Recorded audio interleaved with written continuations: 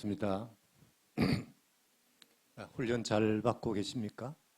예. 어때요? 행복하세요? 예, 아멘. 지금까지 쭉 살아오면서 젊을 때는 뭐 행복이 뭔지 그저 열심히 그저 앞만 보고 그렇게 달려왔습니다. 그리고 요사이 이제 시간도 좀 있고 하니까 이렇게 한번 뒤를 돌아보게 되죠.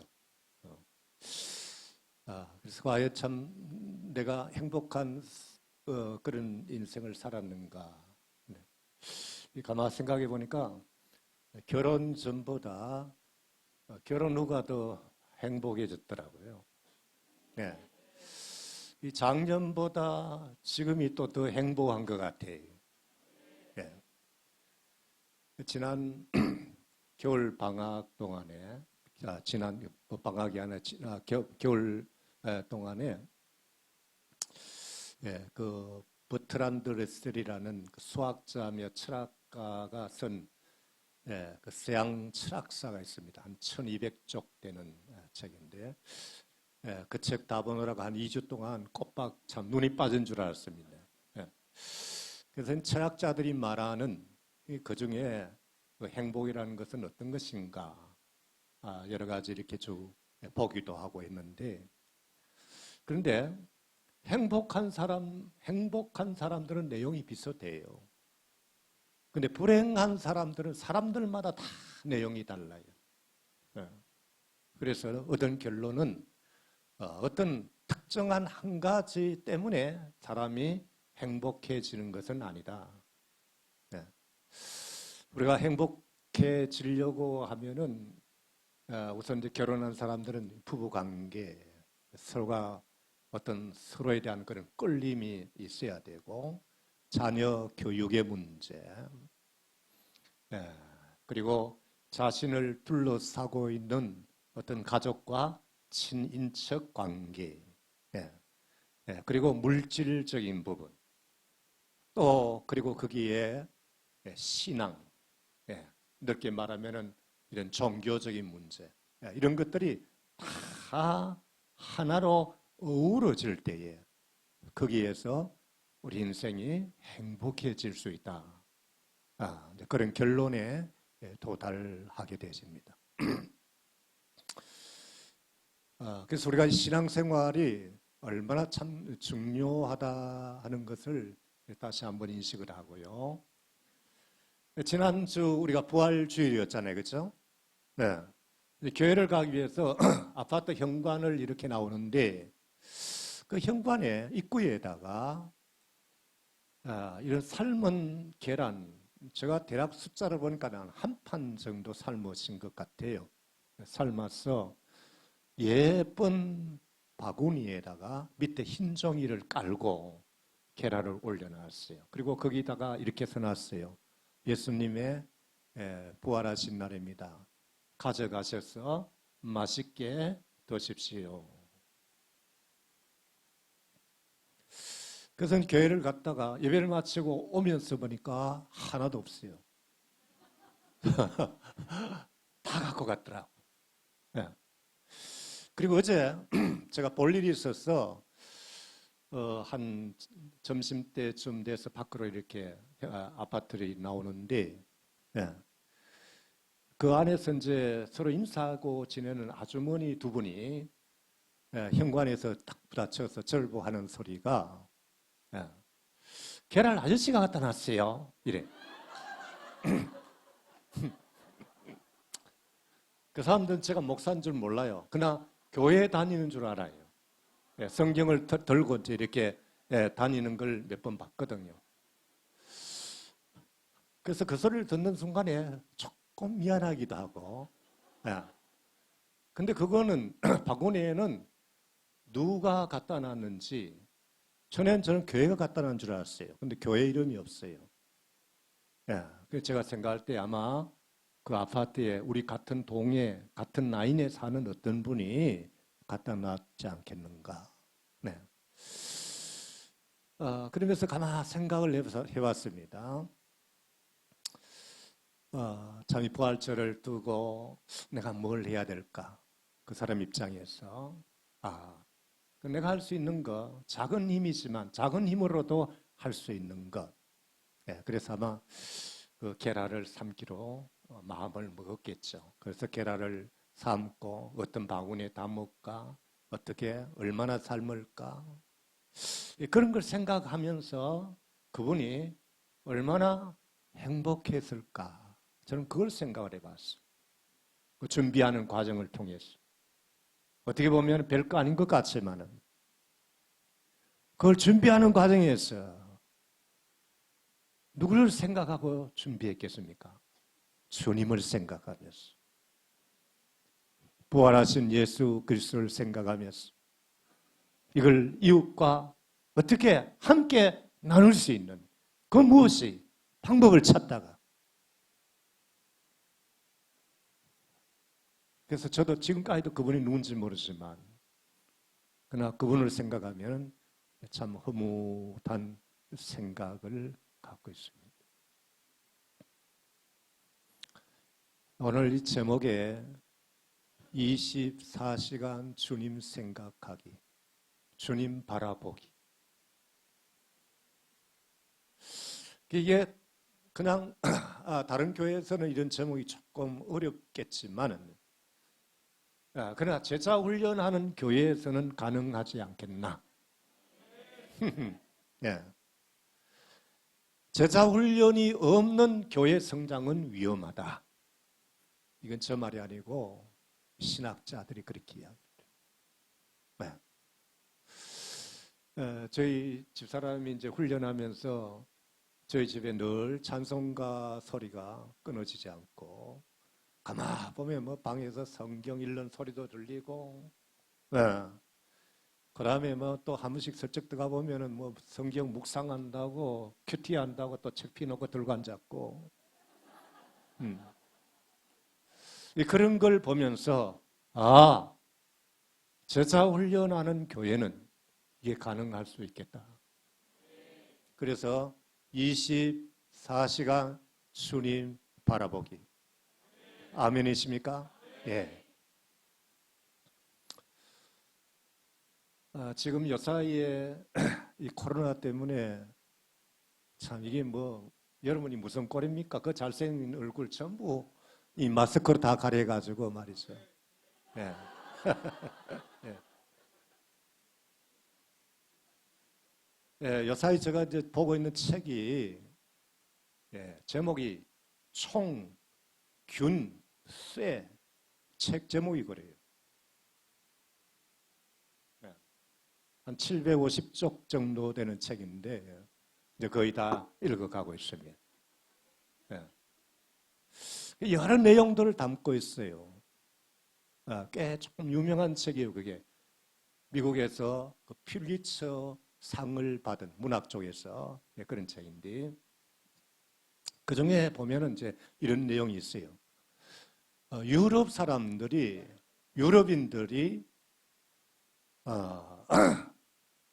저렇게 정치적으로 경제적으로 빨리 안정할 수 있었던 것은 총을 만들고 쇠를 갖고 무기를 만들고 그리고 세균을 무기화해서 다른 나라들을 침략하고 정복해서 그래서 정치적으로 경제적으로 빠른 성장을 가져왔다. 그런 내용이 있어요. 우리가 참 뭐 코로나 가지만은 역사의 초그름 속에 많은 이런 세균들이 유럽인들이 이 총으로 어떤 쇠로 무기를 만들어서 사람을 죽게 하는 것보다 이 세균으로 사람을 죽인 숫자가 훨씬 더 많다라는 거죠. 그만큼 이 무시무시한 거예요, 사실은. 지금 이 세계가, 이 지구가 이 코로나 펀치를 맞고 있는데 다들 지금 흔들흔들해요. 비실비실해요.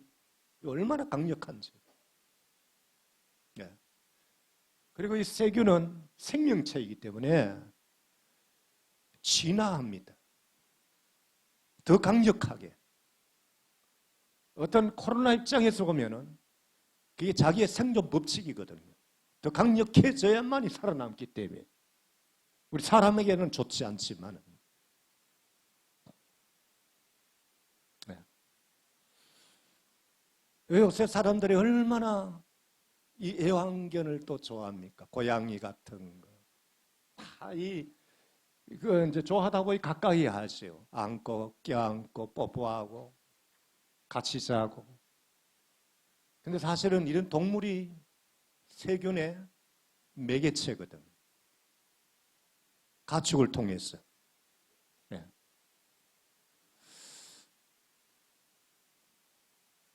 마틴 루터, 종교개혁을 이끌었던 마틴 루터는 그런 이야기를 합니다. 유럽에 흑사병이 막 창궐 했을 때 그는 이렇게 이야기를 합니다.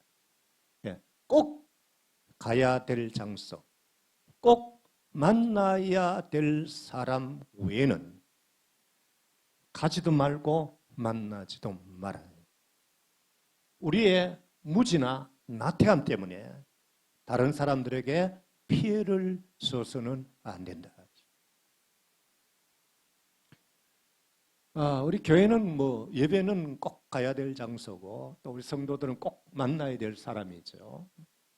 예.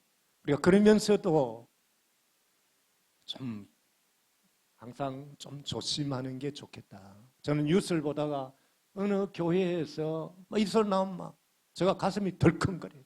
이게 복음의 어떤 장애 요인이 되지 않을까 싶어가지고. 네. 지난 주간에 노예가 있어서 노예에 참석을 했는데 목사님들이 친한 사람들끼리 탁탁탁 붙어 앉아있어요. 그래서 속으로 이 목사님들의 이 인식이 이걸 너무 별건 아닌 것처럼 생각하니까 이 교회들이 자꾸 이런 문제가 생기지 않는가 하는 속으로 그런 생각을 가져봤습니다. 예. 어떤 정부 때문이 아니고 우리가 이 크리스찬으로서 또 생명을 중시하는 사람들로서 우리가 서로 좀 조심하는 것이 좋겠다. 그러면서도 이런 방해가 있지만은 우리의 신앙에는 후퇴도 중단도 있어서는 안 되겠다. 그런 생각을 가져보게 되어집니다. 여러분, 우리가 늘 하는 이야기지만은 인생은 한 번뿐입니다. 이게 굉장히 중요하죠. 한 번뿐, 연습이 없는 인생. 한 번 왔다가 가는 인생. 자, 이 한 번뿐이다 보니까 뭐가 중요한 거 아닙니까? 어떻게 사느냐가 굉장히 중요한 거예요. 이 한 번뿐인 인생을 어떻게 사느냐? 어떻게 살다가 가느냐?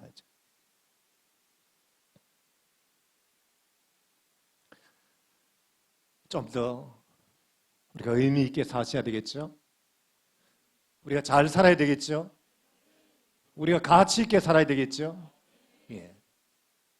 언제나 기억하셔야 됩니다. 그냥 되는 대로 사는 게 아닙니다. 이거 살다 보면 어떻게 되겠지? 그게 아니라 우리가 분명한 목적지를 바라보고 그리고 오늘 이 시간 또 우리가 내일 어떻게 하루하루를 의미 있게 살 것인가?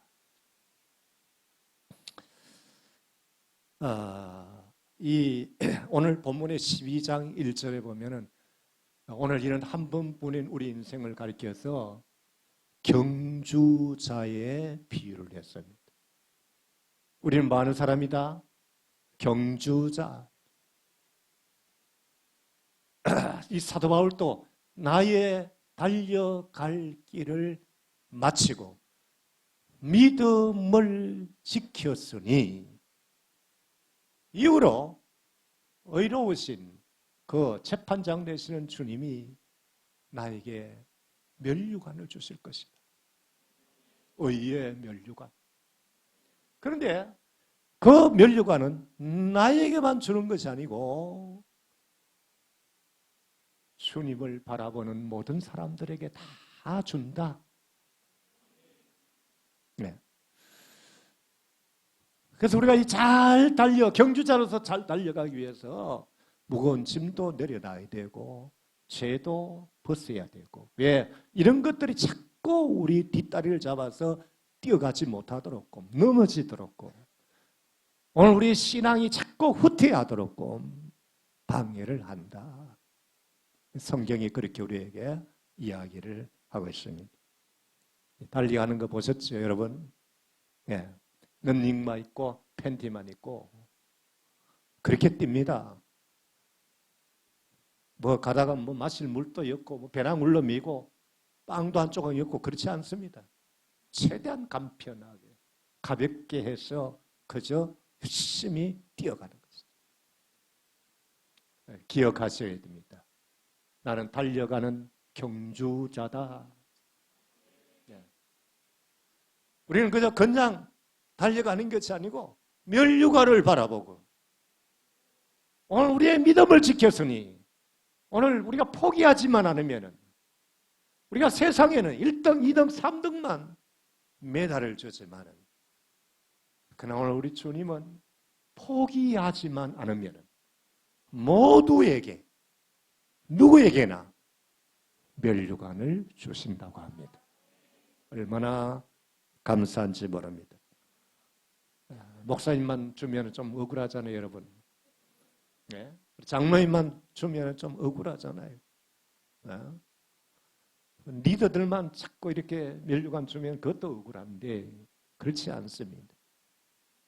포기만 하지만 않으면, 중간에서 우리가 포기하지만 않으면 다 주님이 챙겨 주신다라는 것이죠. 여러분, 장님이 코끼리 만진 이야기 아시죠? 예, 뭐 잘 알지만은 다시 한번 제가 이야기를 합니다. 장님 중에 한 분이 코끼리의 다리를 만졌습니다. 그래서 이분이 뭐라고 이야기를 합니까? 코끼리는 무엇이다? 기둥과 같다. 내가 만져봤는데 코끼리는 기둥과 같다. 또 한 사람이 코끼리의 귀를 만졌어. 근데 이분은 아니야, 내가 만져봤어. 근데 코끼리는 부채처럼 생겼어. 부채처럼 생겼어. 또 한 사람이 아니야, 내가 코끼리의 배를 만져봤는데 벽과 같이 생겼어, 벽. 어때요? 답이 맞아요? 틀려요? 네, 틀려요. 네. 이게 다 합쳐야 돼요. 그런데 우리는 어느 한 부분을 가지고 이렇다 하는 것은 성급한 판단의 오류라고 합니다. 성급한 판단의 오류. 네. 이게 그냥 만드는 용어가 아니고 이 논리학에서 나오는 용어입니다. 네. 중간 단계를 거치지 아니하고 어떤 결과만을 가지고 이야기하는 것은 굉장히 위험하다, 그런 말이에요. 우리는 흔히들 이런 이야기를 합니다. 하나를 보면은 몇을 안다? 굉장히 위험한 이야기입니다. 네. 우리가 그런 걸 가리켜서 성급한 판단의 오류라 하는 것이에요. 어떤 사람이 이렇게 이야기를 합니다. 우리 아버지는 말이야, 하루에 그냥 담배를 막 2갑씩 피웠는데도 90세까지 사셨어. 네. 그 객관적입니까? 이건 성급한 판단의 오류라고 이야기를 하는 것입니다. 학생이나 또 혹은 직장인들이 어떻게 뭐 하다 보면은 차도 막히고 이래서 몇 번 지각을 하게 됩니다. 그러면은 상사나 선생님이 뭐라고 이야기를 합니까? 너는 왜 항상 지각하니? 예. 아니, 지각 안 한 날들이 훨씬 더 많은데도 불구하고, 예. 너는 항상 왜 그래 지각을 하느냐고. 억울하지요? 예. 우리가 이런 걸 가리켜서 성급한 판단의 오류라, 그렇게 이야기를 하는 것입니다. 이 성급한 판단의 오류는 우리의 직업과도 굉장히 관계가 많다. 네. 우리 사회의 다양한 계층의 직업군들이 있습니다. 그런데 보면은 우리가 뉴스 가운데 그 직업군 중에 어떤 사람이 사회적인 물의를 일으키게 되어집니다. 그 속에는 군인도 있고 정치인도 있고 의사도 있고 뭐 심지어 목회자도 있고. 우리가 지난 주간에 무슨 이런 투표를 했지만은 이제 그런 하나의 케이스죠. 그러면은 그런 걸 우리가 보거나 듣게 되면은 그 한 집단이 전체를 매도하는 경향이 있어요. 만약에 군대에서 어떤 무리를 일으키면은 아이고 그 군에 그 못 보내겠네, 자식들 군에 못 보내겠다. 네. 학교에 선생님이 어떤 무리를 일으키면은 아이고 학교 못 보내겠네 요새는. 네. 그렇게 이야기를 하고, 목회자가 어떤 사회적인 무리를 일으키면은 예수 안 믿어, 교회 안 가. 우리가 이런 걸 가르쳐서 성급한 판단의 오류라, 그렇게 이야기하는 거예요. 네. 많은 사람들이 잘하고 있어요. 많은 사람들이 열심히 하고 있어요. 많은 사람들이 성실하게 하고 있는데 그 중에서 소수의 사람이 어떤 문제를 일으켰다고 해가지고 집단 전체를 매도하는 것. 우리가 이런 걸 오류라, 성급한 판단의 오류라, 그렇게 이야기를 할 수가 있는 것입니다. 자, 이렇게 성급한 오류의 판단을 하면은요, 당하는 사람 입장에서 보면은 굉장히 억울합니다. 네. 자녀가 어떻게 이제 부모가 자식을 이렇게 보면은 애들 그렇잖아요. 스마트폰 하기 좋아하고, 그 다음에 게임 좋아하고, 예. 그럴 때 이제 부모는 화가 나지요. 그래서 하는 소리가 뭡니까? 너는 왜 항상 스마트만 보고 있니? 예. 그런 소리를 하게 돼요. 자녀 입장에서 보면은 억울한 거예요. 왜? 내가 맨날 스마트만 보고 있는 건 아닌데, 폰만 보고 있는 게 아닌데, 다른 것도 하는데, 공부도 하고. 네. 부부간에도 마찬가지죠. 당신은 항상 왜 그렇게 말하니? 딱 자기의 귀에 거슬리면은, 네. 이렇게 해서 어떤 한 가지 사실을 확대할 때에 당하는 사람들 입장에서 억울하고, 그러다 보면은 부부 싸움의 원인이 될 수도 있다 하는 것을 우리가 생각을 해 봅니다. 자, 이렇게 하면은 우리가 이 성급하게 판단을 하면은요, 사회가 자꾸 어떻게 되는 거니까 불신 사회가 되죠. 서로가 서로를 믿지 못하는 이런 불신 사회가 되어지고, 또 그뿐만 아니고 이게 사람이 사고가 부정적으로 자꾸 이렇게 바뀌어갈 수밖에 없는 것입니다. 그래서 여러분들이 이 시간에 다시 한번 이제 나를 보는 거죠. 나는 평상시에 어떻게 하고 있나 하는 것입니다. 오늘 우리 인생 중에 이런 성급한 판단이 굉장히 많은데, 자, 왜 그런가 하니까 우리는 너무나 많은 문제 가운데 노출되어 있어요. 네, 학생은 학생대로. 학생들 문제 없습니까? 굉장히 많은 문제를 안고 살아갑니다. 신혼부부는 신혼부부대로, 예, 신혼부부가 그저 좋은 것만 아닙니다. 예, 좋은 것도 있지만은 그 속에 많은 문제를 안고 살아가요. 청년, 청년대로, 장년은 장년대로, 노년은 노년대로.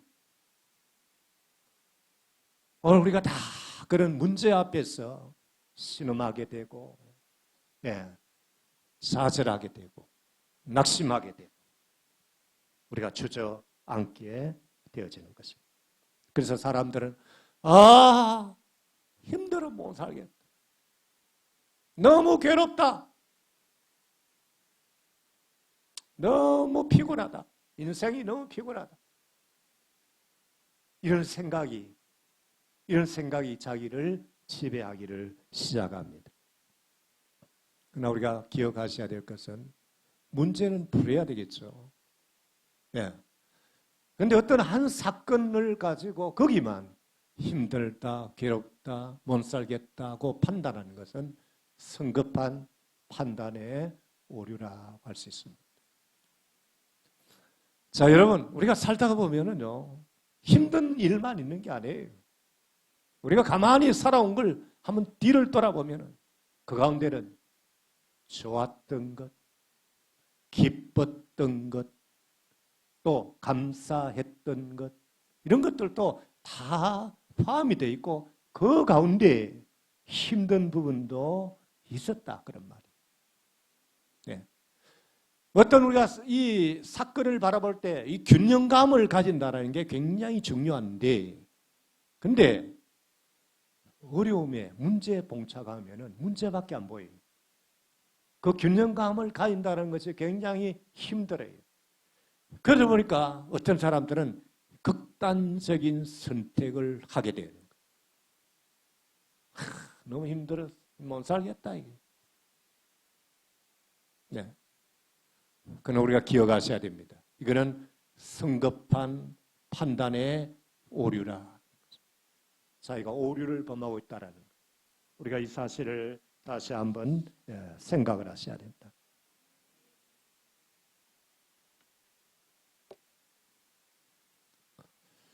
시계를 미리 봐야 되는데 중간에서 지금 얼마나 갔는지 모르겠네요.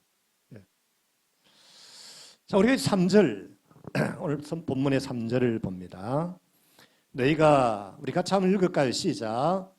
너희가 피곤하여 낙심하지 않기 위하여 죄인들이 같이 자기에게 거역한 일을 참으신 일을 생각하라.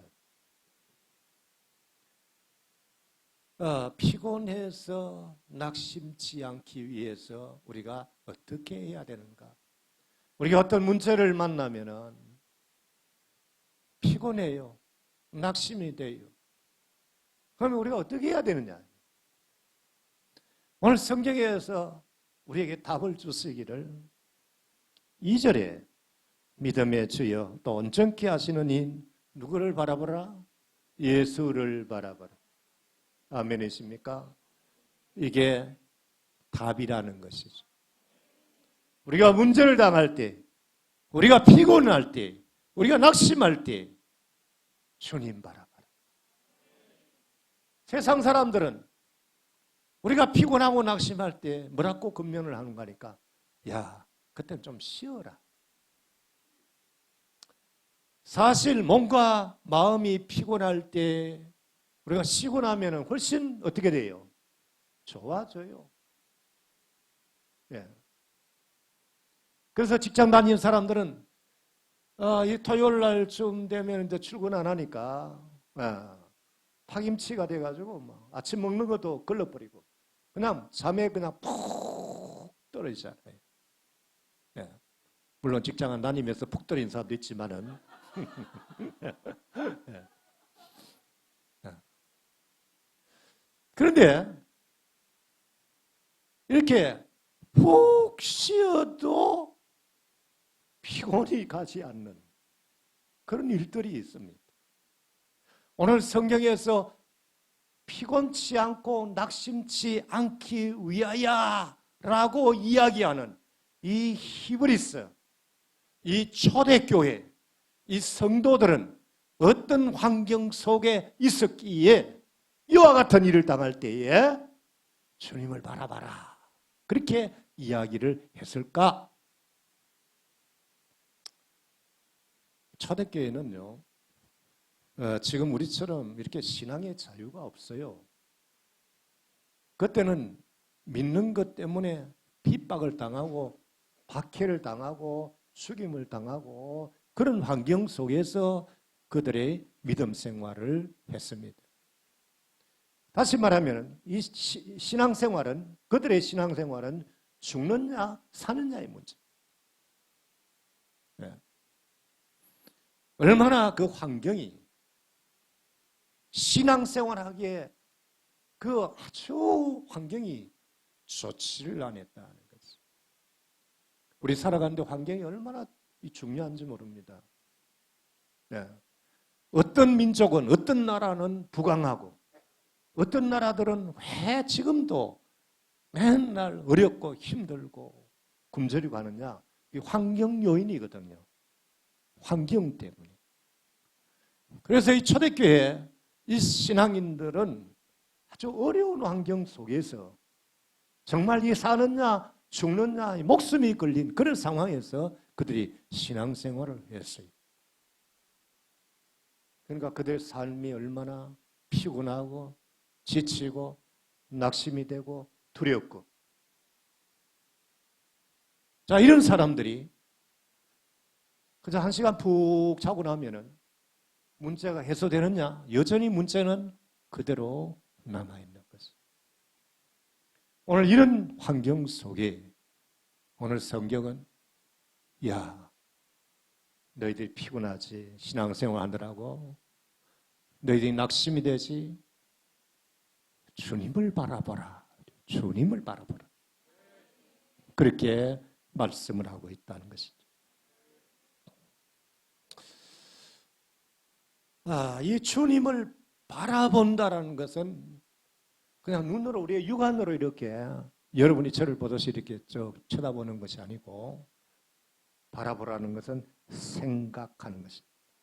바라보는 것과 생각하는 것은 같은 의미인 것입니다. 주님을 생각합니다. 뭘 생각합니까? 십자가에 달리신 그 주님.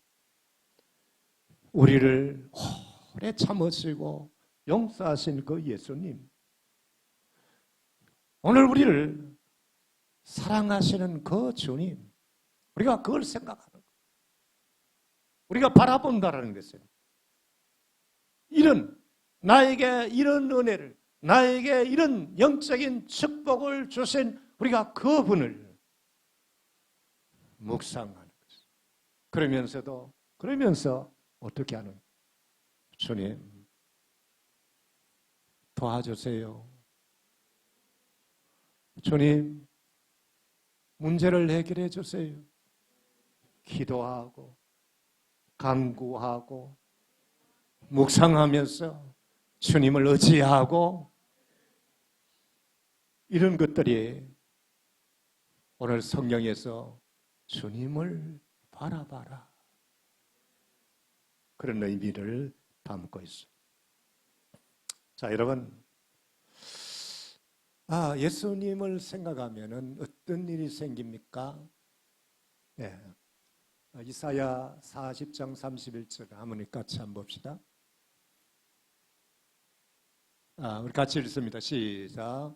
오직 여호와를 앙망하는 자는 새 힘을 얻으리니 독수리가 날개치며 올라감 같을 것이요 다름질하리도 군비하지 아니하고 걸어가도 피곤하지 아니하리로다. 아멘. 여호와를 앙망하는 자. 앙망한다는 것이 바로 주님을 바라본다는 의미죠. 앙망한다는 것이 바로 하나님을 생각한다는 것과 같은 의미를 가지고 있습니다. 우리가 이렇게 할 때 우리에게 뭐가 생긴다고요? 새 힘. 네.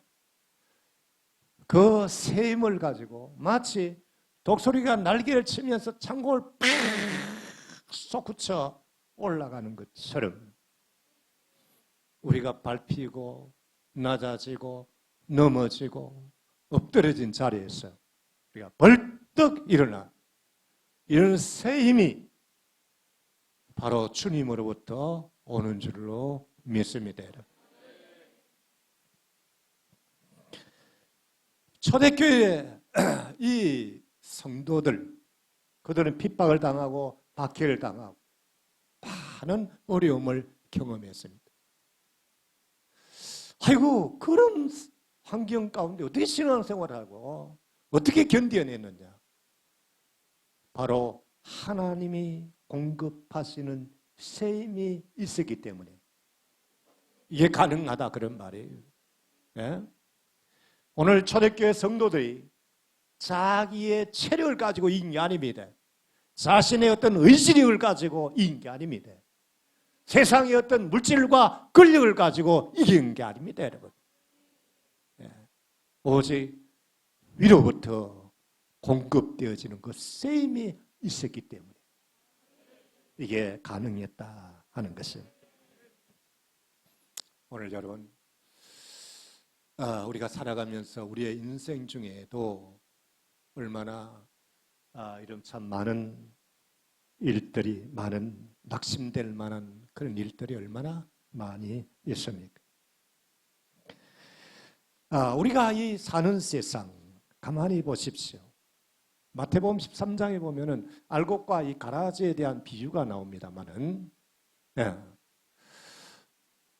이 참 씨앗을 열매를 기대하고 씨앗을 뿌렸는데, 그 열매만 곡식만 자라면 얼마나 좋습니까? 그러나 농사를 지어보신 분들은 경험합니다. 절대로 곡식만 자라지 않습니다. 뿌리지 않았는데, 가꾸지 않았는데 반드시 거기는 이 가라지가 같이 자라게 돼 있어요. 그래서 종들이 주님, 아니 이 밭에 가보니까 우리가 좋은 씨를 뿌렸는데 가라지가 같이 자라고 있습니다. 어떡할까요? 저거 가서 우리가 뽑아버릴까요? 네, 주인이 뭐라 그래요? 네, 가만 놔둬라. 예, 그 가라지 뽑다가 곡식 다친다.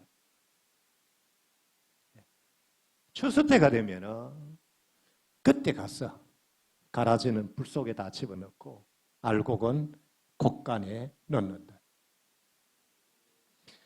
오늘 우리가 살아가면서 가라지를 기대한 사람은 우리 중에 아무도 없어요. 그러나 기대하지 않아도 항상 우리의 삶 속에는 이런 가라지가 섞여서 함께 가고 있다는 거죠. 그 가라지가 뭐겠어요? 이게 항상 문제를 일으키는 것입니다. 이게 바로 오늘 우리의 인생을 힘들게 하는 것입니다. 우리를 피곤케 하고 우리를 낙심케 만드는 것입니다. 이 가라지가, 이 가라지 때문에. 그런데 이것은 온 세상에 널려 있어요. 또 우리가 뉴스를 들어보면은 우리나라도 문제투성이가 많잖아요. 문제투성이. 얼마나 많은 그런 문제투성이가 있다는 사실을 우리가 보게 되어집니다.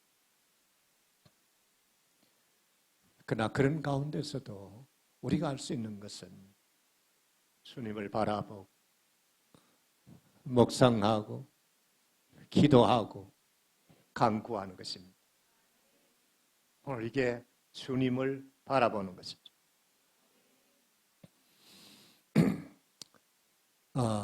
운전이 중단을 자꾸 이제 축소를 시키면서 곳곳에 지금 태양열 그 지별판들이 많이 들어서는 걸 우리가 보게 되어집니다. 그게 더 좋은지 안 좋은지 우리가 그런 거는 모르겠지만은, 그러나 햇볕이 잘 들어올 수 있는 곳에, 그래서 산비탈이나 혹은 심지어 이 바다 위에도 그 지별판을 깔아 놓습니다. 그래서 태양을 받게 합니다. 그러면 거기서 전기가 모아져서 이게 우리의 가정으로 들어옵니다. 교회로 들어옵니다. 그래서 가전제품들이 가동이 되어집니다.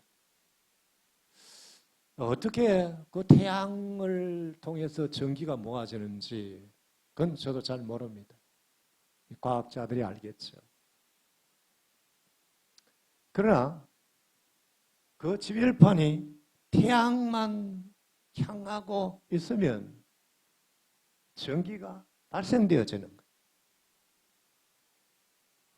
오늘 우리의 인생도 예수 그리스도를 바라보고 예수 그리스도에게 집중하고 우리가 그분을 생각하고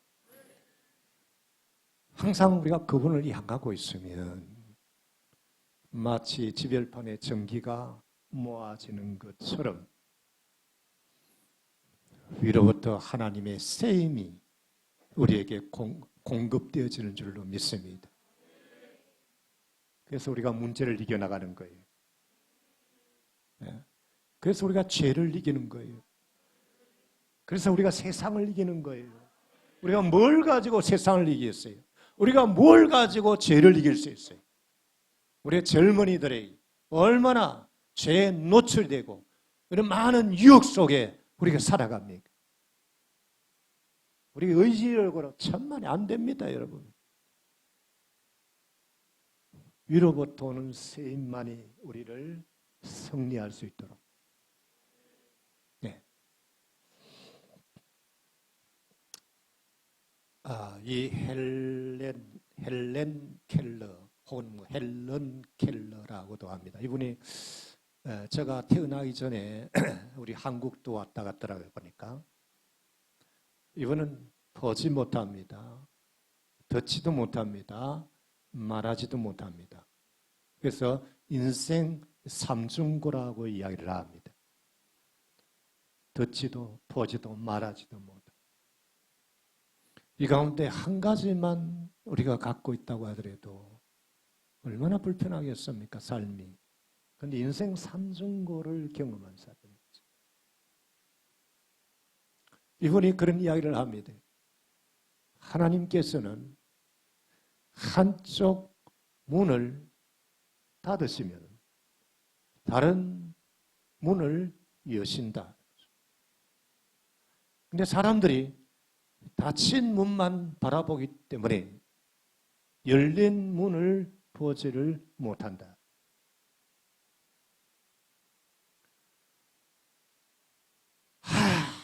닫힌 문만 보고 우리가 낙심하고 한숨 쉬고. 그런데 그 닫힌 문은 아무리 쳐다봐도 열리지 않습니다. 네. 오늘 우리가 주님을 바라보는 것은 뭡니까? 주님이 이 문은 닫으셨지만 그러나 다른 문을 열어주실 거야. 이게 우리의 믿음이죠. 다른 문, 닫힌 문만 보고 실망하지 마십시오. 원망하지 마십시오. 낙심하지 않기를 원합니다.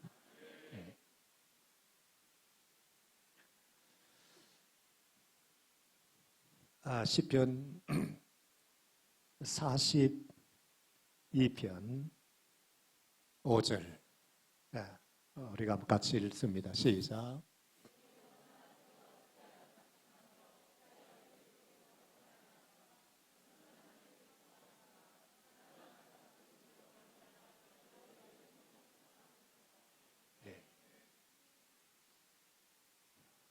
낙심하지 마십시오. 왜? 주님이 계시기 때문입니다. 네. 우리가 하나님을 바라고 하나님께 소망을 두리하라. 소망을 두라. 그리하면은 아주 은밀하게 하나님이 우리를 도우신다. 그래서 내가 하나님으로 인하여 찬송하게 될 것이다. 얼마나 좋습니까, 여러분? 우리가 충분히 믿을 수 있는 이런 복음을 갖고 산다라는 것이 얼마나 복된 사람들인가. 네. 근데 우리가 기억하셔야 됩니다. 하나님이 도와주시지. 내가 가만히 있어도 저절로 다 알아서 하시겠지. 그렇게 생각하시면 안 됩니다. 예. 언제나 바라보고 생각하고 도와주십시오. 기도하고 우리가 간구할 때에 이런 역사가 일어나는 거예요. 예. 그래서 24시간 동안 우리가 주님을 바라볼 때에 우리는 조금씩 주님을 이해하게 되고 우리가 주의 뜻을 깨닫게 되죠. 제가 이제 군에서 하산학교에서 한 6개월 동안 훈련을 받은 그런 일이 있습니다. 여러 가지 이제 그 기초 과정 중에 그 독도법이 있습니다. 뭐 우리나라 독도에 대한 이야기가 아니고 지도를 보고 어떤 목적지를 찾아가는 이 독도법 훈련이 있는데 한 개 이제 분대에다가 나침반을 제공하고 그러면은 섬도에 있는 사람이 그 나침반을 뚜껑을 열어서 그걸 앞에 내세우고 다른 사람들이 쭉 따라갑니다. 그래서 그 좌표를 찾아가면은 거기에 숨겨진 물건이 있어요. 그걸 각 교관 앞으로 갖고 와야 돼요. 나침반을 갖고 있긴 있는데 호주머니에 넣어놓고 우리가 호주머니에 넣어놓으면 나침반을 가졌음에도 불구하고 길을 잃을 수 있습니다. 우리가 길을 잃지 않기 위해서는 언제나 확인해야 됩니다. 잘 가고 있는지, 이 방향이 맞는지, 혹은 내가 가려고 하는 길에서 벗어나고 있지 않은지 이걸 확인해야 되지 호주머니 넣어놓으면 안 된다 그런 말이에요. 그래서 우리는 항상 주님한테 시선을 거기 두는 거예요. 오늘 이렇게 나가면은 한 번뿐인 여러분의 인생 중에 길을 잃지 않을 줄로 믿습니다. 그러니까 한평생 우리가 믿음을 지키고 주님 앞에 서서 너 참 믿음으로 잘 이겼다. 피곤하고 낙심된 일들이 많았지만 그러므로 불구하고 참 이렇게 잘 이겼다. 그래서 면류관이 우리에게 씌워지는 거예요. 오늘 여러분 우리가 믿음의 사람이잖아요. 예수 믿는다는 게 뭐겠습니까? 우리 예수 믿는다는 것은 바로 그 주님을 바라보는 거죠. 언제나 어디에 있든지 오늘 이렇게 24시간 동안 좀 무리같이 생각되어지지만 그러나 언제나 그렇게 사는 사람은 또 그게 자연스러워지는 겁니다. 오늘 이 큰 숲의 모든 성도들이 오늘 우리의 한평생 한 번 주어진 이 기회에 자꾸 우리가 딴 데 먼 산 살피지 말고 우리가 주님한테 시선을 두고 힘차게 나아가셔서 우리가 그 힘으로 승리하는 여러분이 되어지기를 주님의 이름으로 축복합니다.